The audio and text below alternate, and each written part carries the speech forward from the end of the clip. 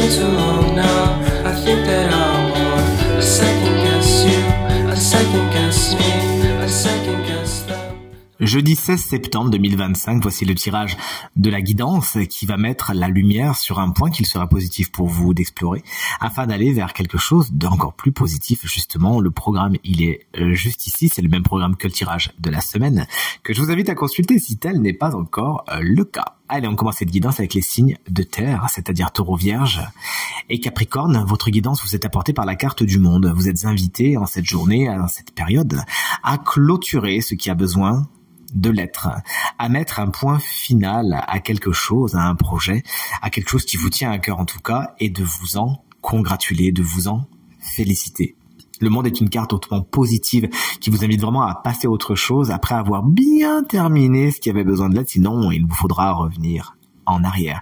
C'est une carte qui vous invite également à prendre votre place, à célébrer votre place dans le monde, à ne pas vous comparer, mais à vraiment faire preuve d'unicité et d'authenticité. Une carte qui peut vous conseiller également de vous tourner vers l'étranger pour certaines personnes. Salut les signes d'eau, Cancer, Scorpion et Poisson, voici votre guidance. Elle vous est apportée par le 2 de Pentacle qui vous invite à mettre de l'ordre, à trouver l'équilibre entre tout ce que vous avez à gérer.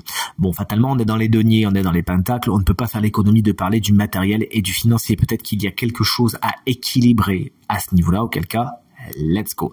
Mais plus généralement, puisque le tirage l'est, cette carte vous aide vraiment à être à la fois au four et au moulin et à ménager la chèvre et le chou afin justement de vous dégager du temps et de l'énergie pour ce qui est le plus important pour vous. D'ailleurs, c'est peut-être sur ça qu'il faut tabler, essayer de mettre de l'ordre de l'organisation afin justement de pouvoir profiter de votre quotidien et de ne pas le subir.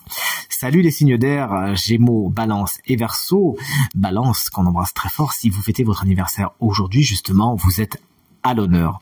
Avec la carte du roi d'épée qui est le roi des signes d'air, justement, en tant que guidance, il vous invite à faire preuve de sagesse et de diplomatie. Pourquoi? Car le roi d'épée est celui qui détient toute l'autorité des signes d'air.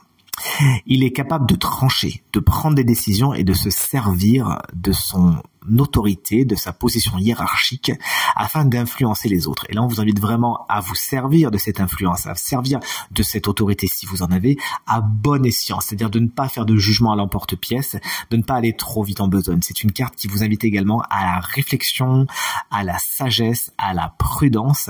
Vérifiez bien tout, soyez dans les règles, soyez dans les codes avant de vous lancer. Et encore une fois, cette carte peut vous conseiller de prendre des décisions importantes, même si elles sont difficiles.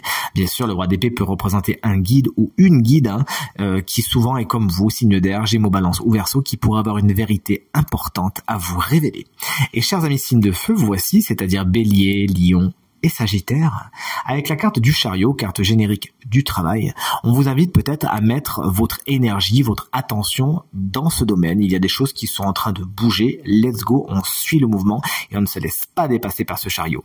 En tant que guidance, cette carte également peut vous conseiller de prendre les devants, de ne pas hésiter à être dans la séduction, à être dans l'audace, la conquête, et on vous invite à foncer avec ce chariot. Mais attention, pas à toute berzingue, on vous invite à foncer en canalisant cette énergie, cette détermination et ce courage afin justement d'aller loin. Peut-être que pour certaines personnes signes de feu, cette carte vous conseille d'aller voir ailleurs, de vous déplacer. Peut-être qu'un petit voyage, un déplacement pourrait éclairer votre lanterne. En tout cas, c'est tout ce qu'il faut vous souhaiter, ainsi qu'une bonne journée. De mon côté, je vous dis à demain pour le tirage à 3 cartes. Salut!